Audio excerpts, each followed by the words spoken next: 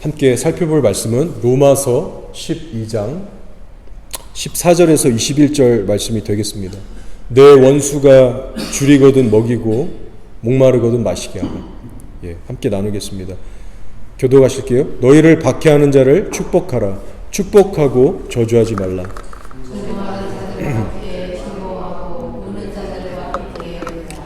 서로 마음을 같이하며 높은 데 마음을 두지 말고 도리어 낮은 데 처하며 스스로 지혜 있는 채 하지 말라. 아무에게도 악을 악으로 갚지 말고 모든 사람 앞에서 선한 일을 도모하라. 할 수 있거든 너희로서는 모든 사람과 더불어 화목하라. 내 사랑하는 자들아, 너희가 친히 원수를 하지 말고 하나님의 진노하심에 맡기라. 기록되었으되 원수가 진 것이 내게 있으니 내가 갚으리라고 주께서 말씀하시니라. 내 원수가 줄이거든 먹이고 목마르거든 마시게 하라. 그리함으로 내가 숯불을 그 머리에 쌓아 놓으리라. 악에게 지지 말고 손으로 악을 이기라. 아멘. 네, 지금 함께 읽은 이 말씀은 이 땅의 모든 그리스도인들이 실천해야 하는 말씀입니다. 저 같은 목사나 어떤 특별한 위치에 있는 사람들에게만 주시는 말씀이 아니고 모든 성도들에게 주시는 말씀이에요. 그런데 이 말씀의 지금 기준을 보시면 결코 평범하지가 않습니다. 기준이 상당히 높습니다. 박해하는 자를 축복해라. 축복하고 저주하지 말라고 말씀하세요. 세상의 어떤 윤리적인 도덕적인 기준을 훨씬 웃돌고 있습니다. 그래서 목사인 저도 이 말씀대로 사는 것이 결코 쉽지가 않습니다. 저도 절 좋아해 주는 사람만 만나고 싶고 같이 있으면 즐겁고 편안한 사람만 만나고 싶어요.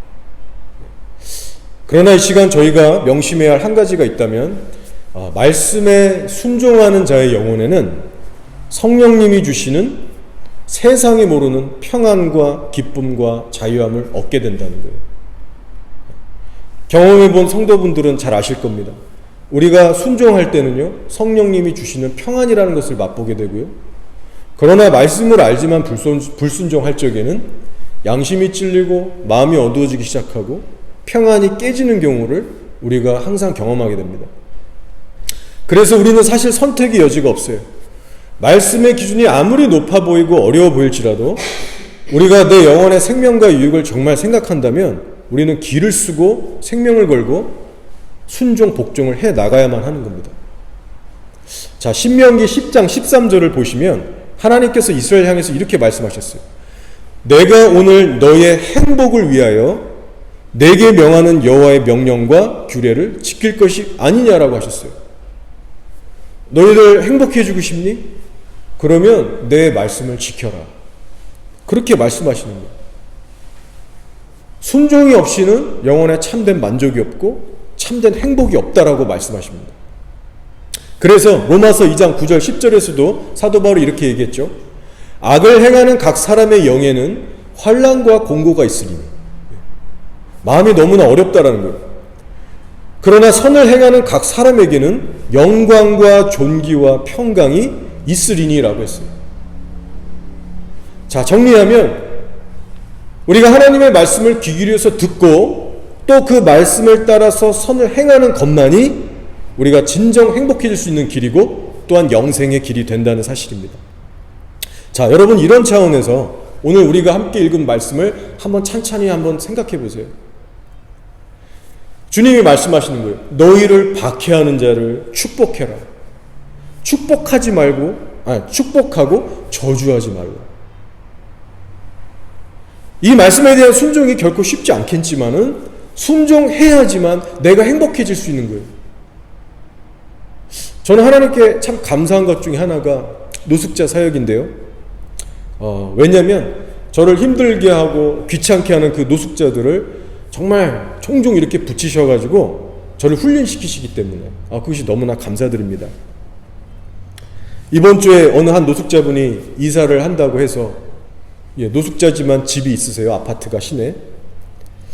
이사를 하신다고 해서 도와드리게 됐는데 이분을 섬기는 과정 속에서 다시 한번 이 섬김의 자세에 대해서 제가 제 스스로를 돌아보면서 반성할 것도 다시 찾게 됐고요. 동시에 제 안에 얼마나 이 사랑과 긍휼이 없는가. 정말 이렇게 이런 말씀대로 살 수 없는 존재, 너무나 부족한 존재를 임을 제가 다시 한번 깨닫고 낮아지는 그런 시간들이 있었어요. 어떤 분이냐면 커즈라는 분입니다. 제가 예전에도 한번 나눴듯이 기도 제목도 부탁드리고 있는 그 커즈라는 분이신데 몸 상태가 아주 좋지 않습니다. 참 불쌍하고 안 된 분이에요. 그런데 문제는 뭐냐면 이분의 성격이 불과 같습니다. 제가 만났던 노숙자들 중에서 제일 그렇게 불과 같은 성격을 갖고 계시고 보통 성격이 아니에요.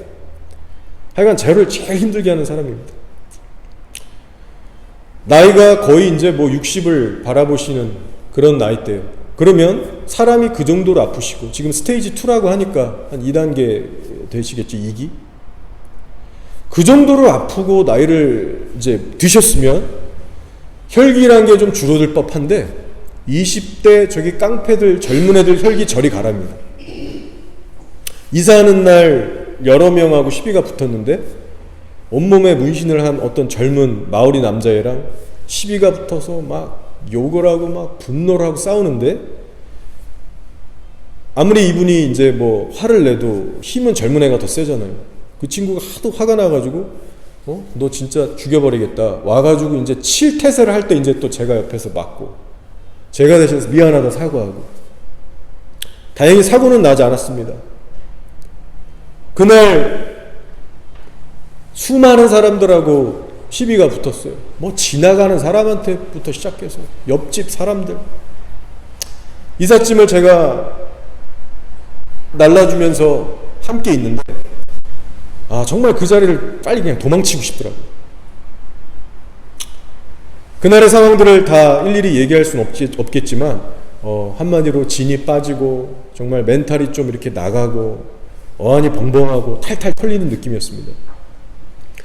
근데 오늘 이 시간 초점은요 그분을 욕하거나 비판하고자 하는 것이 아니고 그런 상황 속에서 훈련을 받고 있는 제 자신에게 좀 맞추고 싶습니다. 예전에 제가 한번 나눈 적이 있어요. 하나님이 어떻게 역사하시는가를 다시 한번 여러분도 생각해 보시면 좋을 것 같아요. 모처럼 제가 하루 날을 휴가로 정해서 애들 한 번도 못 가본 수족관 가려고 벼르고 있었고 다 준비하고 가려고 딱 했어요. 차에 다 탔어요. 근데 커즈한테 전화가 와서 갑자기 도와달라는 거예요. 순간 정적이 흘렀고 어쩔 수 없이 갔어요. 그날 계획이 다 수포로 돌아갔습니다. 그리고 제가 말씀드렸죠. 그 배후에는 하나님의 그런 섭리가 있었다고. 이번 주 월요일 화요일에도 이분을 도와야 하는 상황이 돼버렸는데요. 아시다시피 월요일은 사역자들이 그나마 좀 쉴 수 있는 날이에요. 게다가 저의 이 오른쪽 팔이 뭐 일하다가 좀 인대를 다쳐서 그런지 이제 쓸 수가 없는 상황이에요. 지금 한 4주째. 그래서 타이밍을 보면 제가 좀 쉬어야 되는 상황인데 하나님은 저를 훈련을 시켰다는 거예요. 꼭 제 상황이 애매할 때마다 제가 제일 힘들어하는 그 사람한테 연락이 오게 하시고 근데 또 거절을 할 수 없는 애매한 상황이에요. 제가 자유의지로 거절할 수 있죠. 근데 그렇게 한다면 신앙의 양심도 찔리고 하나님 뜻도 아닌 것 같고 불순종하는 것 같고 어쩔 수가 없었습니다. 자, 근데 여러분 제가 다시 강조하지만 진심이에요. 이게 얼마나 감사한 훈련인지 모릅니다. 여러분도 그걸 정말 아셔야 돼요. 제 아내도 옆에서 지켜보면서 하는 말이 걱정도 좀 하지만 정말 하나님한테 자기가 그렇게 고백했다는 거예요. 당신이 그렇게 정말 고집 세고 힘든 사람 만나는 게 나는 정말 하나님께 감사하다. 고백으로 그 진심의 고백을 저한테 해주더라고요. 그래서 저도 그런 말을 해주는 아내한테 참 고맙기도 하고 공감도 가면서 참 귀하다 그런 생각을 하곤 했습니다. 자, 근데 현실은 현실이죠. 너무나 감사는 맞고 감사인데 언제나 그렇듯이 훈련의 과정은 녹록치가 않습니다. 이 커즈라는 분의 스타일이 어떠냐면요. 자기가 뭐 필요한 거 있으면 새벽 3시고 뭐 4시고 전화 계속 옵니다.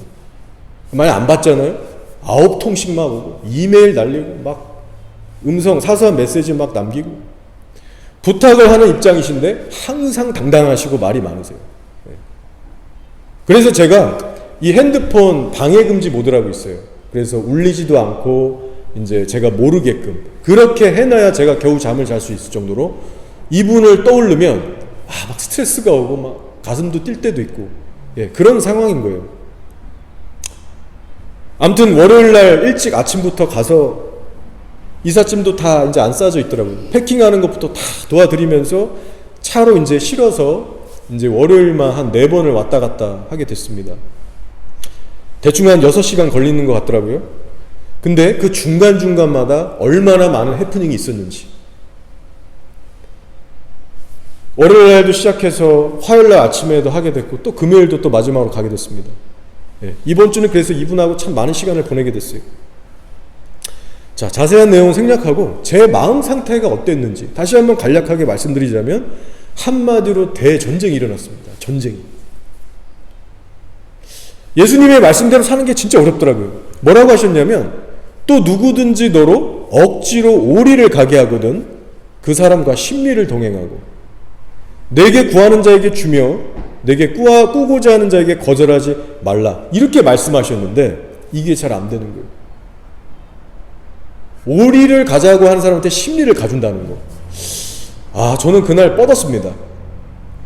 저보고 자꾸 도와달라고 하는데 그만하고 싶은 거예요. 불쌍한 마음이 듭니다 보면. 근데 이 사람의 그 정말 광기 어린 그 무례한 막말과 행동, 정말 무슨 짓을 할지 모르는 거예요. 그런 거를 보면 정말 저도 속에서 막 열불이 나고 정말로 수많은 그 잔인하고 악한 생각이 제 안에서 막 솟구칩니다.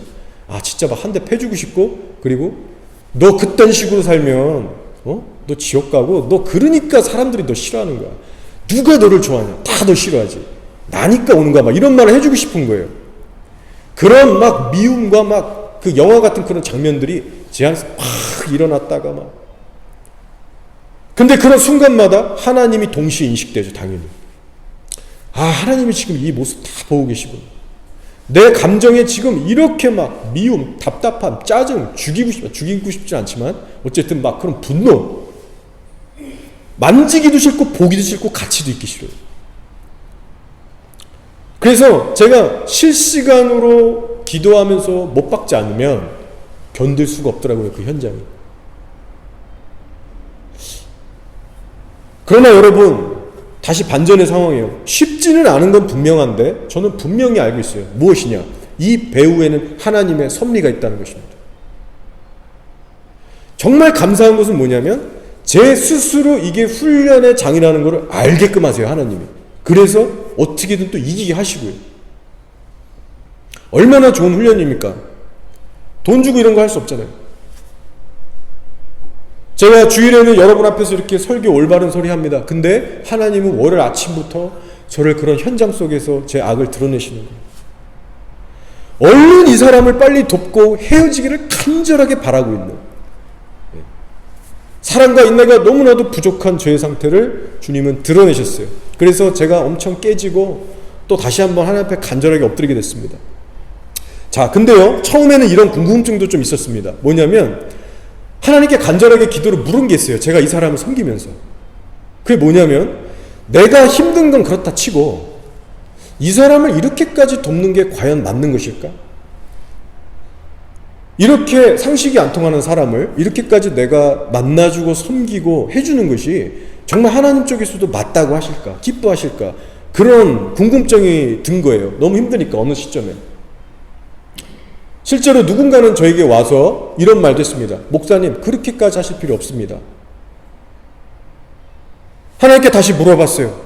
하나님, 어디까지 도와야 합니까? 섬기는 것도 지혜롭게 분별력 있게 해야 하는데, 간절히 기도하는데요, 하나님께서 떠오르게 하신 말씀이 바로 오늘 로마서 12장 20절 말씀이에요. 제가 읽어볼게요. 내 원수가 줄이거든 먹이고 목마르거든 마시게 해라. 그리함으로 내가 숯불을 그 머리에 쌓아 놓으리라. 여러분, 그거 아시죠? 우리가 나의 정욕을 위해서 기도할 때는 하나님 응답 안 하시지만 정말 내가 순종하고자 하는 그 순수한 목적으로 하나님께 간절히 기도할 때 하나님 반드시 응답하십니다. 그거 믿으시죠?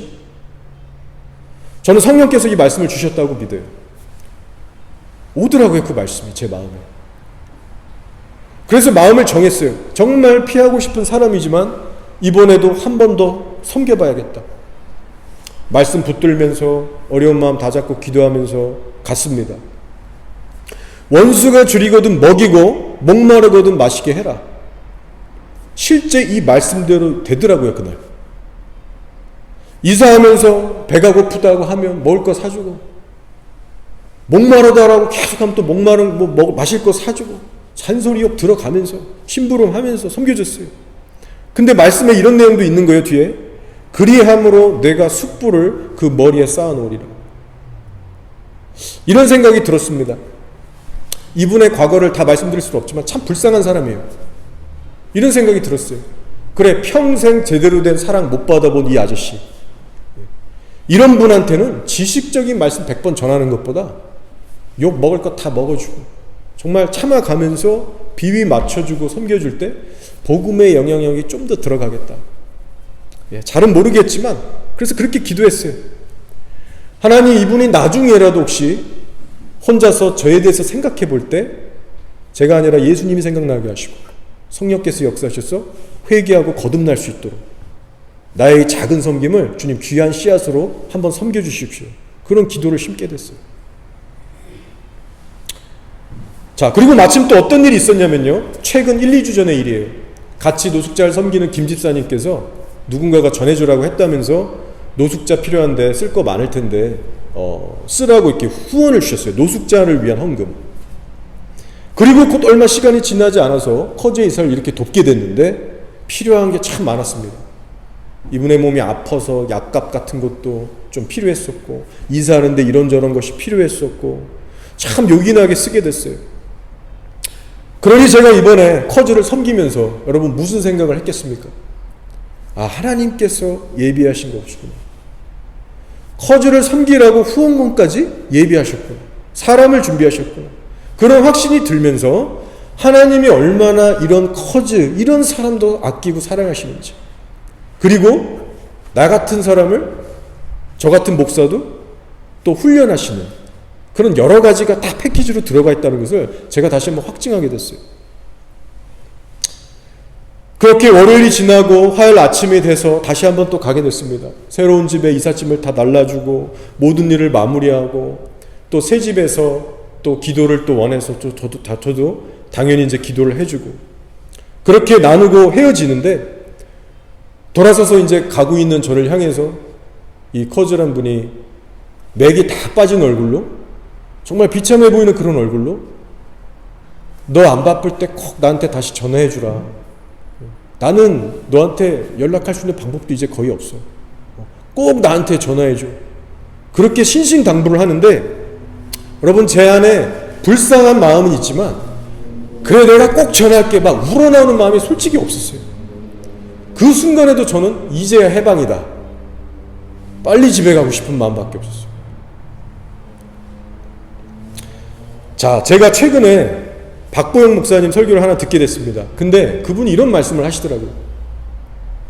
자기도, 나도 예전에 감옥 사역 참 많이 했다. 감옥 가서 죄수들 모아놓고 예배 드리고 말씀 전하고 그런 거 참 많이 하셨대요. 근데 내가 요새는 그런 거 잘 안 하려고 한다. 왜냐? 감옥 사역 한번 하고 오면은 그렇게들 그 현장에 있었던 죄수들이 뭐 은혜를 나름 받았겠죠. 집으로 와서 만나달라고 막 집문 차고 만나주면은 이것저것 막 도움을 요구한다는 거예요. 그래서 그거 일일이 들어주다 보면 질질 끌려가서 너무나도 힘이 든다는 거예요. 근데 제가 그게 무슨 말인지 조금이나마 알 것 같아요. 제가 노숙자들하고 관계를 계속 맺어가면서 속속들이 사정을 알게 되면서 섬기는 게 갈수록 어려워지는 거예요. 제가 보니까 설교만 딱 하고 뒤돌아서서 모른 찰 수가 없는 겁니다. 그리고 이 모든 과정 속에서 참 어려운 것이 뭐냐면, 제 안에 그만한 사랑과 긍휼이 느껴지지 않을 때, 그런 상황 속에서 그런 게 느껴지지 않을 때 참 마음이 어렵고 주님께 엎드려 기도하게 돼요. 자, 이런저런 막 생각들이 있었고 이런저런 어떤 그런 하나님이 주시는 어떤 교훈들이 있었는데, 결론적으로는 무엇이냐면요, 이렇게 마음이 정리가 됐습니다. 성령이 주시는 것 같아요. 뭐냐면, 그래, 저 커즈 저 사람 언젠가는 곧 죽을 텐데 1년 후에 죽을지 2년 후에 죽을지 모릅니다. 한번 후회할 일 없게끔 섬겨보자. 저 사람 죽고 나서 후회하지 말고 내가 자신은 없지만 성령이 인도하시는 대로 한번 끝까지 한번 섬겨보자. 끝내는 어렵지만 그런 결론으로 정리가 되고 있습니다. 자, 제가 커즈를 섬기면서 시편의 한 말씀이 떠올랐는데 참 위로가 되는 말씀이었어요. 바로 시편 68편 19절인데 한번 들어보세요.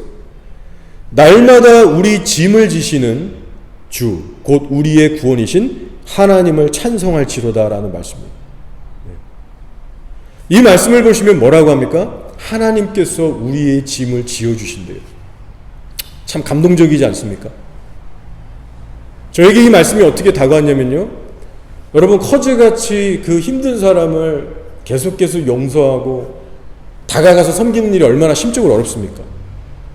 근데 하나님이 말씀하시는 것은 그 어려운 일을 나 혼자 하도록 내버려 두시는 게 아니라 함께 해주신다는 거예요. 그 짐을 함께 져주신다는 말씀인 거예요. 날마다 우리 짐을 지시는 주. 이거는요, 내가 짊어져야 될 자기 십자가라는 짐을 예수님께서도 함께 도우신다는 말씀입니다. 쳐다만 보고 계시지 않으세요. 그래서 예수님께서 이 땅에 오셔서 뭐라고 하셨냐면, 나는 마음이 온유하고 겸손하니 나의 멍에를 메고 내게 배우라라고 하셨어요. 나 혼자 멍에를 메는 게 아니라요, 예수님이 주도하고 계시는 멍에를 내가 가서 같이 메는 것 뿐입니다. 그분이 리드하시는 거예요. 그래서 여러분, 십자가의 좁은 길이라는 것은요, 나 홀로 내 힘으로 하는 것 같지만 결코 그렇지 않고 예수님이라는 목자께서 우리를 잡아 이끌어 가시는, 그래서 할만하고 걸어갈 수 있는 길입니다. 그래서 제가 이번에 커즈를 섬기게 되면서 무엇보다도 예수님과의 1대1의 관계, 친밀한 관계가 얼마나 중요한 것인가, 그것을 다시 한번 깨닫게 됐습니다. 날마다 우리가 그분 안에 거하면서 상황 속에서 그분께 물으면서 그분이 주시는 새로운 공급의 힘, 이것을 계속해서 받는 것이 우리 성도들 모두에게 얼마나 중요한 일인가. 사랑하는 교회 여러분, 우리는요, 예수님이 아니면 아무것도 스스로 할 수 없는 자들입니다. 믿음도 그렇고 지혜도 분별력도 헌신할 수 있는 에너지도 예수님과의 교제가 없이는 안 되는 거예요. 따라서 무엇보다도 예수님과의 인격적인 관계에 항상 여러분 힘쓰시고 그분 안에 늘 충만히 거하시는 여러분 다 되시기를 축복합니다. 자, 그리고 한 가지 너무나도 중요한 것이 있어요. 이 노숙자분들을 섬기는 과정 속에서 제가 가슴 깊이 깨닫게 되면서 동시에 제게도 스스로에게도 도전이 되고 있는 것이 있어요.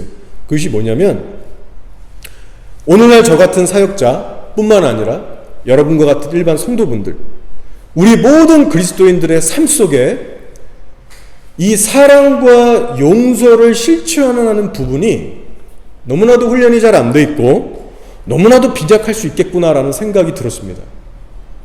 예. 자, 한번 잘 생각해 보세요. 이렇게 우리가 교회에 모여서 예배드리는 횟수에 비례해서 우리가 하나님께 올려드리는 기도의 양과 어떤 찬양 시간과 또 말씀을 듣는 시간에 비례해서 실전에서 우리들의 모습은 어떻습니까? 예배와 기도와 찬양과 성경 공부에 시간을 투자한 만큼 정말 그 사랑과 용서라는 열매가 우리 안에 어떻게 나타나고 있냐라는 질문이에요. 오늘 한국 교회들이 잘하는 것 중에 하나가 뭐냐면요, 이렇게 모여서 뜨겁게 찬양하고 소리 질러가면서 열정적으로 기도하는 거, 뭐 집회 있다면은 막 모여갖고 다 참석하는 거, 이거 아주 잘합니다. 아주 전문화가 돼 있어요. 한국 교회 이거 정말 최고로 잘합니다. 자, 근데 실제 나를 어렵게 하고 나를 힘들게 하는 사람에 대해서 우리가 품고 인내하고 용서하고 사랑하는 일에 있어서는 우리 한국 교회들, 우리 한국 성도들이 얼만큼의 관심과 열정을 가지고 있으며 얼만큼의 성장을 이루고 있는지를 바로 우리 자신부터 점검해 볼 필요가 있어요. 자, 핵심이 무엇입니까? 아직까지 교회 안에 많은 성도들이 남에게 지기 싫어한다는 거예요. 억울한 거 참기 싫어하고 낮아지려고 하지 않습니다. 신앙생활을 할 때 사실 이게 가장 핵심적인 부분인데요. 이 열매는 너무나 부족해요. 부부간에, 이웃간에, 성도들 간에 먼저 사랑받기 원하고 자신부터 이해받기 원하고 자기 얘기부터 들어주기를 바라고 있어요. 그래서 오늘날 많은 교인들이 하는 공통적인 말이 뭐예요? 나 상처받았다. 저 인간 때문에 내가 시험 들었다. 더 이상 이 교회에 나오고 싶지 않다. 쟤하고는 내가 대화가 안 돼. 내 배우자 정말 저건 안 돼. 이제 지긋지긋하고 지친다. 여러분, 결론적으로 그들의 인생에 맺혀지는 열매가 뭐냐면 다툼과 분열입니다. 원망, 시기예요. 깨어짐이에요. 용서와 사랑을 찾아볼 수가 없어요. 여러분, 제가 예전에 개척교회 초기 당시에 교회 건물 렌트 좀 알아보려고 북쪽이고 뭐 이렇게 좀 돌아다니면서 현직 교회 목사님들하고 임원들하고 좀 만나는 기회들이 있었습니다. 근데 그 중에서 한 목사님이, 한 장로였죠. 그 임원이 저한테 물어봤던 질문이 잊혀지지가 않아요, 아직도. 타카푸나에 있는 교회였습니다. 질문이 뭐였냐? 한국 교회들은 왜 그리 서로 싸우고 갈라지냐고 저에게 이유를 묻더라고요. 너네들 그렇게 숫자도 작은데 왜 자꾸 갈라져서 분열이 되는 거예요? 그래서 제가 그 질문 앞에 참 난감했던 기억이 아직도 있습니다. 이뿐만이 아니에요. 그 후에 종종 들리는 이 오클랜드 교계 소식, 한인 교계 소식이 뭐냐면 어느 교회 목사님 새로 부임했는데 2년도 안 돼갖고 그 교회에 있는 뭐 중직자들이겠죠. 회의갖고 쫓아내고 또 새로 모셔왔다가 마음에 안 들면 1, 2년 만에 쫓아내고 이것을 반복하고 있더라고요. 얼마나 정말 마음이 정말 안타까운지. 여러분, 멀리 갈 것이 없이요, 이 오클랜드 땅의 한국 교회들만 봐도 지금 사랑과 용서란 것이 얼마나 메말라 있는지를 알 수 있습니다. 교회에 있어서 가장 중요한 열매를 지금 없는 거예요. 근데 여러분, 이것이 혹시 우리들의 이야기는 아닌지 한번 이 시간 우리가 점검해 봐야 합니다. 만약 여러분의 삶과 여러분의 가정에서 사랑과 용서의 열매가 나타나고 있지 않다. 매일같이 변함없이 부부랑 똑같은 문제로 싸우고 자녀들과 싸우고 이웃과 다툰다? 그러면 지금 여러분들의 신앙의 방향은 완전히 잘못된 겁니다. 여러분, 이 시간 제 자신을 포함해서 여러분에게도 한번 이런 질문을 드려볼게요. 상대가 좀만 여러분 마음 상하게 하면 마음의 문 확 닫고 돌아서서 차가운 냉기를 막 뿜어내고 있지 않습니까? 입으론 차마 말을 못해도 속에서는 저 사람 저래서 안 돼. 온갖 미움과 정죄로 마음 딱 닫아버리고 심지어는 그 문제를 갖고 하나님께 기도도 안 해요. 할 만큼 했다. 더 이상 안 하는 거예요. 아니면 주체할 수 없는 감정에 늘 사로잡혀서 막말하고 정죄하고 판단하는 상처 주는 말을 막 내뱉고 있지는 않습니까? 지금 여러분들에게 드린 이 질문들은요, 어떤 특별하게 악한 사람들만 들어야 되는 질문이 아니고 우리 모두에게 물어야 할 질문입니다. 왜냐하면 타락한 본성을 가진 저 여러분 모두는 이 질문들의 범주에서 크게 벗어나지가 않거든요. 자, 그러나 여러분, 우리가 이제 정말 예수님을 믿고 결단한다면 정말 이제부터는 달라져야 할 필요가 있습니다. 몸부림치셔야 돼요. 누군가가 여러분을 정말로 억울하게 하고 미치게 하고 심지어 때리고 욕을 한다 할지라도 하나님은 여러분이 어떻게 반응하고 살아갈지에 대해서 분명히 구체적으로 말씀을 주셨습니다. 뭐라고 하시느냐? 너희를 박해하는 자를 축복하라. 축복하고 저주하지 말아라. 아무에게도 악을 악으로 갚지 말고 모든 사람 앞에서 선한 일을 도모하라라고 하셨어요. 그러면서 말씀하시는 것은 스스로 복수하려고 하지 마. 복수는 너희 것이 아니야라고 말씀하세요. 자, 19절을 읽어보겠습니다. 내 사랑하는 자들아, 너희가 친히 원수를 갚지 말고 하나님의 진노하심에 맡기라. 기록되었으되 원수 갚는 것이 내게 있으니 내가 갚으리라고 주께서 말씀하십니다. 예, 여러분, 이거 확실히 하셔야 됩니다. 심판의 몫은 우리 게 아니라고 하십니다. 이유는 무엇이냐? 간단해요. 자격 미달이에요. 여러분의 속을 한번 들여다보시기 바랍니다. 얼마나 악한 것들로 가득 찹니까? 징그러울 정도.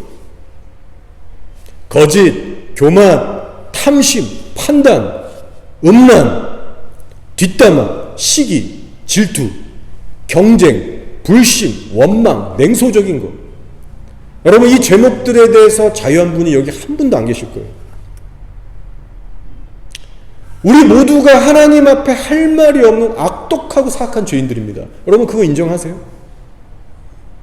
심판관으로서의 자격이 없어요. 0.1%도 없어요. 상황마다 내 안에서 얼마나 악한 마음들이 솟구치고 있는지, 저의 간증처럼 여러분 다 마찬가지일 거예요. 그래서 로마서 2장 1절에 이런 말씀이 있습니다.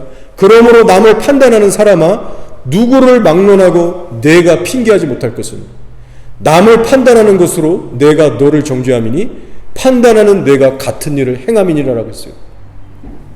따라서 혹시라도 이 시간 여러분 안에 누군가를 향한 앙금, 미움, 원망 조금이라도 남아있다면 오늘 이 말씀들 앞에서 여러분 철저히 회개하셔야 됩니다. 돌이키셔야 됩니다. 여러분을 힘들게 하는 누군가 때문에 여러분의 마음 힘들고 괴로울 수 있어요. 맞아요. 그러나 여러분 그럴 때마다 하나님은 여러분의 악한 죄들 때문에 그 이상으로 속이 뒤집어지시고 그 이상으로 분노하시고 고통스럽다는 사실을 여러분 동시에 아셔야만 합니다. 그래야 우리는 진정 겸손의 길로 나아갈 수가 있고 남의 허물에 매이지 않는 존재가 될 수 있어요. 사람은 심판자의 자격은커녕 오히려 빼야 할 들보들이 넘쳐나는 존재라고 예수님께서 말씀하셨습니다. 마태복음 7장 3절이에요. 어찌하여 형제의 눈 속에 있는 티는 보고 내 눈 속에 있는 들보는 깨닫지 못하느냐. 외식하는 자여, 먼저 내 눈 속에서 들보를 빼어라. 그 후에야 밝히 보고 형제의 눈 속에서 티를 빼리라. 제가 이 커즈라는 이 노숙자분을 섬기면서 욕을 바가지로 먹지만요, 그래도 감사한 것 중에 하나가 또 뭐냐면 중간중간에 이분을 통해서 저에게 말씀하시는 하나님을 제가 경험하고 있어요. 자세히 다 말씀드리기는 그렇지만 이런 생각이 듭니다. 아, 그렇구나. 처음에는 내가 100% 잘한 것 같고 저 사람이 100% 나한테 지금 잘못하고 있는 것 같다고 생각했는데 하나님의 눈으로 기도하면서 점검해 보니까요, 저도 잘못한 게 있더라고요. 아, 내가 왜 저 아픈 환자를 더 깊게 세심하게 배려하지 못했을까? 왜 저 사람 상황에 내가 더 이해해주지 못했을까? 왜 인내해주지 못했을까? 내가 왜 그 작은 행동, 물론 악의는 아니었지만 미처 생각하지 못하고 한 한마디 지나가는 행동으로 그 사람을 분노하게 했는데, 아, 내가 거기서 다음부터는 더 성숙하게, 더 잘해야 되겠다. 이런 돌아봄들을 주님이 주시는 거예요. 결론적으로 여러분, 우리 모두 정말 겸손한 사람들이 되어야 할 것 같습니다. 하나님께서 우리의 들보를 어떻게 빼시죠? 물론 우리가 개인적으로 성경 보고 기도할 때도 깨닫게 해주시지만 대부분의 경우에는 사람들, 어려운 상황들을 통해서 드러내십니다. 여러분, 우리 정말 겸손한 사람들이 되어야 할 것 같습니다. 심판의 날에 우리가 정말 하나님 앞에서 수치를 당하지 않으려면 항상 나보다 남을 낮게 여기면서 낮은 자리를 유지하면서 그렇게 살아갈 수 있는 성숙하고 지혜로운 자들이 다 되시기를 주님으로 축복합니다. 자, 이제 말씀을 정리하고 마칠게요. 지금 여러분에게 전하고 있는 이 설교 준비를 금요일 오전에 거의 다 마쳐가고 있었어요. 책상에 앉아서 랩탑에서 설교 준비를 이렇게 하고 있었어요. 근데 다 마쳐가는 마지막쯤에 전화가 울리는데 커즈한테 또 다시 전화가 오는 거예요. 여러분, 제가 커즈 이야기하면서 원수를 사랑하는 이 설교를 준비하고 있는데 받기 싫은 커즈한테 다시 연락이 오는데 여러분, 제가 그것을 어떻게 안 받을 수 있겠어요? 근데 솔직히 얘기하면 마음은 받기 싫더라고요. 왜 하필 또 전화가 오나? 커즈가 하는 말이 지금 상황이 다시 급하게 됐다. 병원에서 내가 이사하는 줄 모르고 아직 주소 업데이트가 안 돼서 자기한테 이분이 이제 이거 기저귀를 차시거든요. 이제 다 이제 망가지셨어요. 기저귀 6박스가 내 전집으로 지금 다 와 있는 상태다. 그거 빨리 가져가라고 연락이 왔다. 네가 좀 와서 도와줘야겠다. 시간을 봤는데 점심시간 먹어야 될 시간 이미 지나서 배도 너무 고팠고 아침부터 설교 준비하느라 몸도 지쳤고 또 좀만 시간 지나면 오후에 할 일이 있어요. 되게 애매했는데 아픔 환자인데 거절할 수가 없잖아요. 이런 설교까지 제가 해야 되는데 알았다, 바로 가겠다. 밥도 못 먹고 가서 또 도와주게 됐는데 갔더니 또 별것 아닌 거예요. 막 분노를 폭발하시고 더 많은 욕을 먹고 탈탈 털리고 제가 또 돌아오게 됐습니다. 여러분, 결코 쉽지가 않습니다. 그죠? 지식적으로 말씀을 아는 것, 제가 이렇게 설교하는 것하고 현장은 너무나 달라요. 네. 저는 현실에서 그것을 계속 느끼고 있습니다. 자, 결론이에요, 여러분. 하나님의 말씀들, 수많은 말씀들이 성경에 있습니다. 근데 내게 듣기 좋은 말씀, 내게 부담 없고 쉬운 말씀만 골라 지키면요, 인생이 참 쉬워질 겁니다. 신앙생활 너무나도 쉬울 거예요, 여러분. 근데 여러분, 그 길이 어떻게 여러분으로 하여금 생명에 좁고 협착한 그 길로 인도하는 길이겠습니까? 내가 원하는 사람만 만나고 내가 원하는 환경 속에만 머물러 있고 싶고 내가 원하는 것만 선택하며 사는 사람에게 무슨 십자가의 길이 있겠어요? 그런 인생에 과연 예수님께서 주인으로 서 계실지가 사실 의심해봐야 할 문제입니다. 여러분, 예수님의 제자가 된다는 거 어떻게 생각하세요? 그분께 나의 생명을 드리지 않으면 나를 바꿔가서 그분의 기준에 나를 맞추고자 하는 하나부터 열까지, 여러분, 그 결단과 대가지불이 없으면 그분의 제자가 될 수가 없는 거예요. 성경에 어디 그렇게 쉽게 얘기하고 있습니까? 제자도에 대해서. 근데 그 대가지불의 본질은 뭐냐면 말씀에 대한 순종이에요. 예수님을 사랑하기 때문에 그분의 계명을 지키려고 하는 그 사랑에서 비롯되는 순종입니다. 나의 모든 것을 걸게 되는 거예요. 특별히 여러분, 오늘 우리가 함께 나눈 말씀은 복음의 핵심 본질이라고 할 수 있는 사랑과 용서에 관한 말씀입니다. 성령의 사람이라고 한다면 반드시 맺혀지고 있어야 되는 열매예요.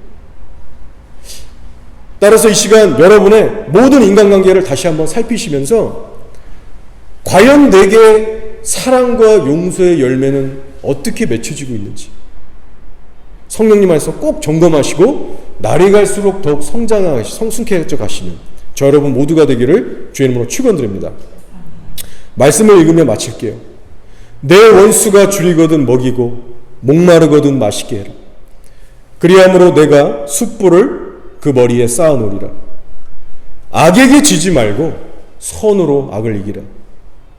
여러분, 이 말씀 속에는요, 복음의 본질인 사랑과 용서, 거룩함, 모든 것이 다 들어가 있습니다. 그리고 이 말씀대로 살아가는 자의 영혼에는 하나님이 약속하신 행복한 삶, 생명의 그 양식, 하늘에 속한 모든 귀한 은총이 하나님의 때에 지속적으로 부어지게 될 것입니다. 그 복을 다 누리시는 저 여러분 되시기를 주의 이름으로 축복합니다. 아멘.